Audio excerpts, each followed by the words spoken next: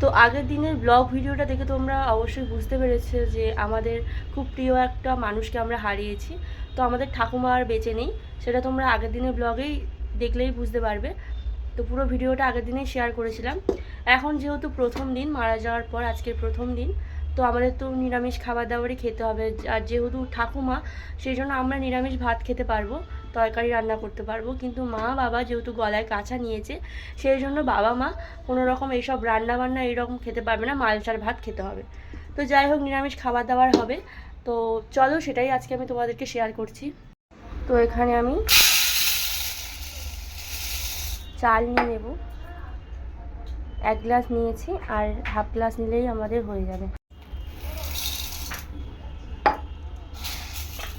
চালটা ভালো করে ধুয়ে নেব।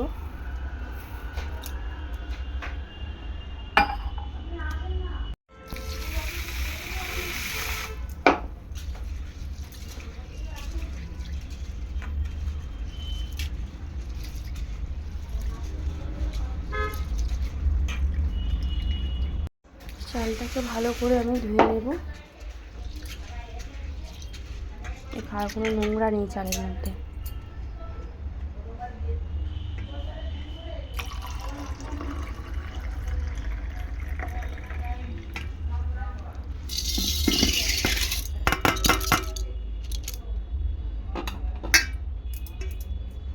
তো ভাতটা বসাতে হবে, একটু জল দিয়ে দিচ্ছি পরিমাণ মতো, অল্প করেই চাল নিয়েছি।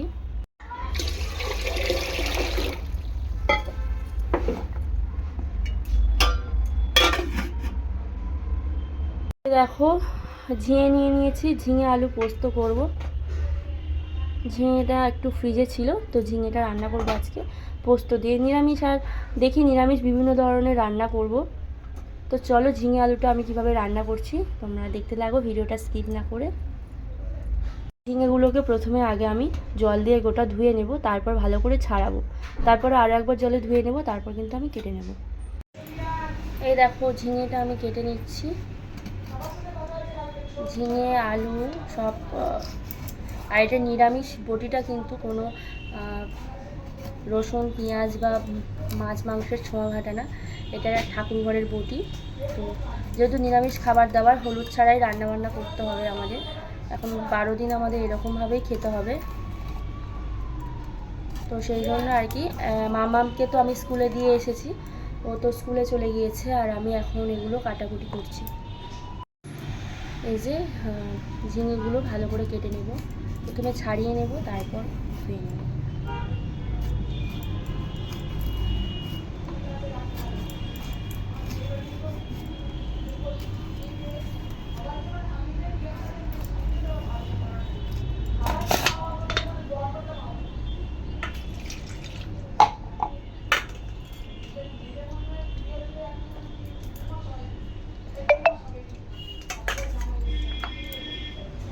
এই যে দেখো, ঝিঙেটা আমি কেটে নিয়েছি, একদম ছোট্ট ছোট্ট টুকরো করে ভালো করে ছাড়িয়ে ধুয়ে নিয়েছি, তারপর ছোট্ট ছোট্ট করে কেটে নিয়েছি।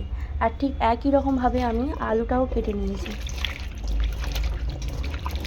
আলুটা ধুয়ে নেব, একটা পাত্রের মধ্যে তুলে নেব।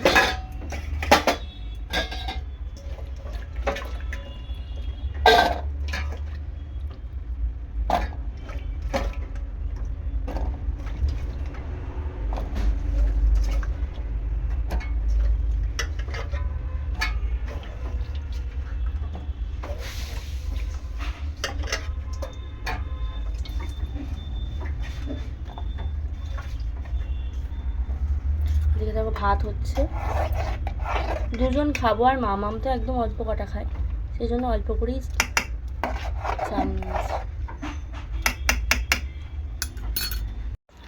দেখো, পোস্ত নিয়ে নিয়েছি, এতটা পোস্ত সব লাগবে না, কিছুটা দেব।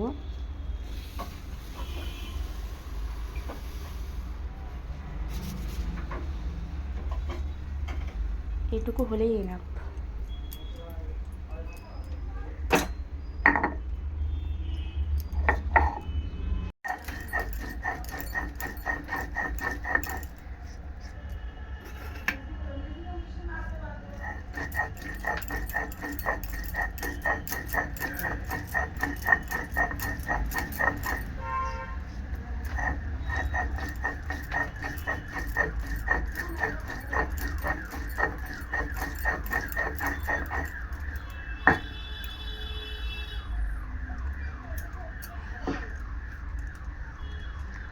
জল দিয়ে দিয়ে ভালো করে মিহি করে কিন্তু এই পোস্তটাকে বাটতে হবে।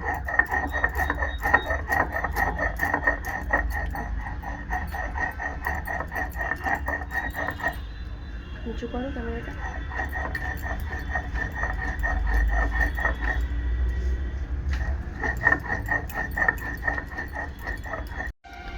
এরকম করে তুলে নিচ্ছি পোস্ত বাটাটা।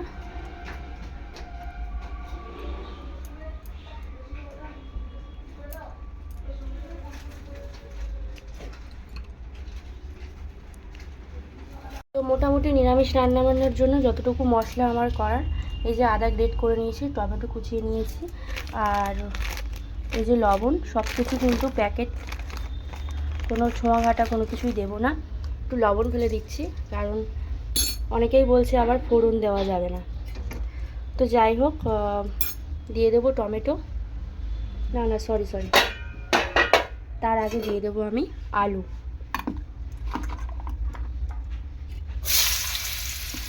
আলুটা হালকা করে একটু ভেজে নেব।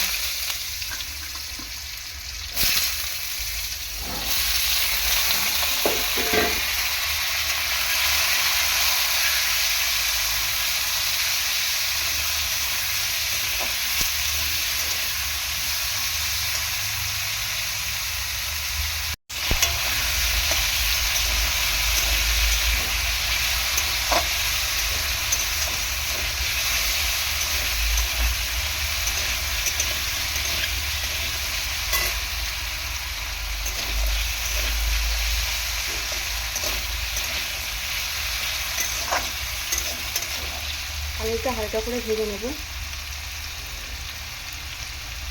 দিয়ে দেবো টমেটো কুচি,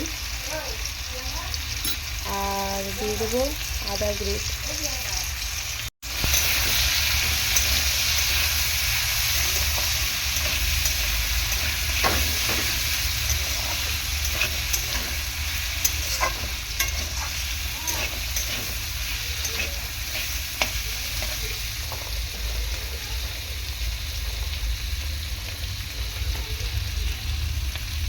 শুকনো লঙ্কাটাই দিয়ে দেবো।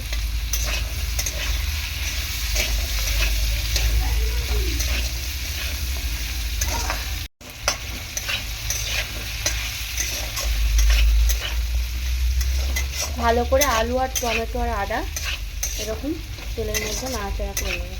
দেখো আলুটা কি সুন্দর ভাজা ভাজা হয়ে গিয়েছে। এখন আমি দিয়ে দেবো এই যে ঝিঙেটা।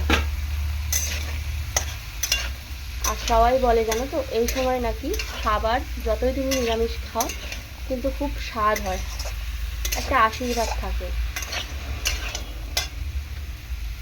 যেহেতু নিত্যদিনের প্রত্যেক দিনের আমি ব্লগ ভিডিও তোমাদেরকে শেয়ার করি, সেই জন্য আজকেই ভাবলাম যে এইটুকু রান্নার ভিডিও তোমাদেরকে শেয়ার করি।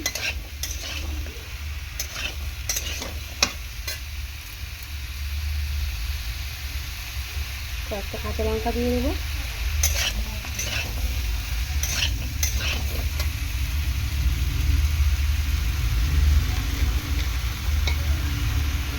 লবণ দিয়ে দিচ্ছি।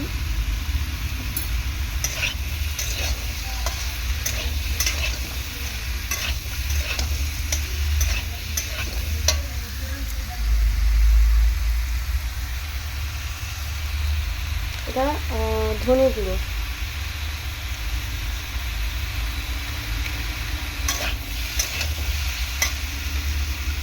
তারপরে দিয়ে দেবো আমি একটু জিরে দেবো।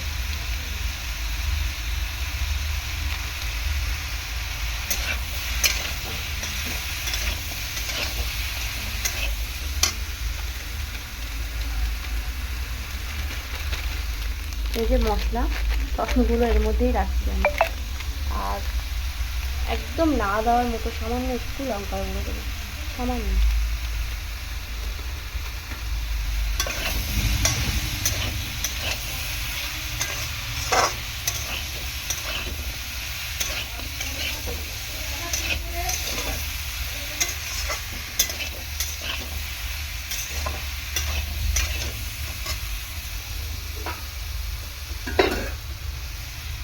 এরপর এদিকে দেখতে পাচ্ছ যে পোস্তটা বেটে রেখেছিলাম,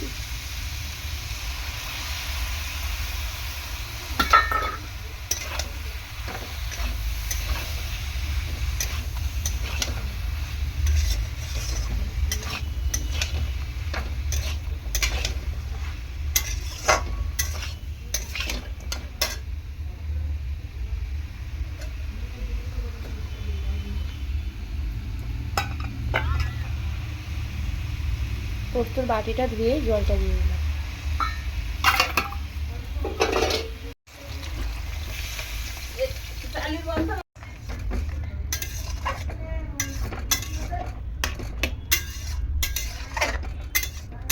বেশি জল দেবো না, ঝিঙেতে কিন্তু জল ওঠে।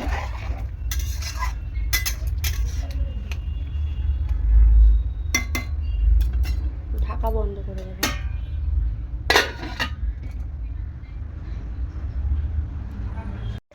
ঝিঙে আলুর তরকারি একটু মিষ্টি মিষ্টি যাতে হয় সেই জন্য, আর নিরামিষ তরকারি একটু মিষ্টি মিষ্টি ভালো লাগে। চিনি দিলাম।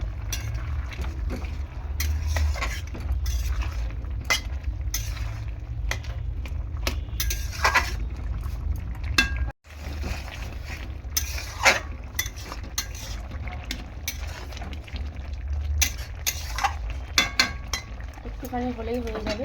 আর দেখো উপর থেকে আমি ঘি দিয়ে দিচ্ছি।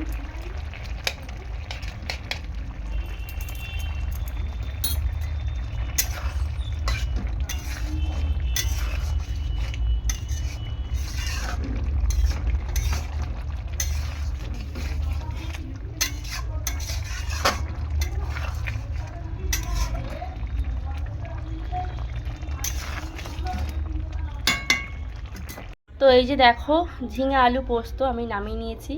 কেমন হয়েছে রান্নাটা কমেন্ট বক্সে কমেন্ট করে জানিও। তো নিরামিষ হলেও এরকম ঝিঙে আলু পোস্ত খেতে কিন্তু ভীষণই ভালো লাগে।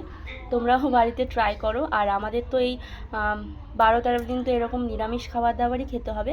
তো প্রত্যেক দিনের রেসিপি তোমাদেরকে আমি শেয়ার করব, তোমরা প্লিজ একটু পাশে থেকো, সাপোর্ট করো। আর এখানে আমার আর কিছু বলার নেই, বুঝতেই পারছো আমরা কতটা ভালো আছি বা ভালো নেই। বলতে পারবো না যে আমরা খুব ভালো আছি, কারণ ফ্যামিলির একজন কেউ চলে যাওয়া মানে সত্যিই খুব কষ্টকর ব্যাপার। তো তার মধ্যে দিয়েও সব কিছু আমাদেরকে করতে হবে। তো যাই হোক, আজ আসি, পরের দিন একটা নতুন রেসিপি নিয়ে তোমাদের কাছে হাজির হব। সবাই ভালো থেকো এবং সুস্থ থেকো। টাটা।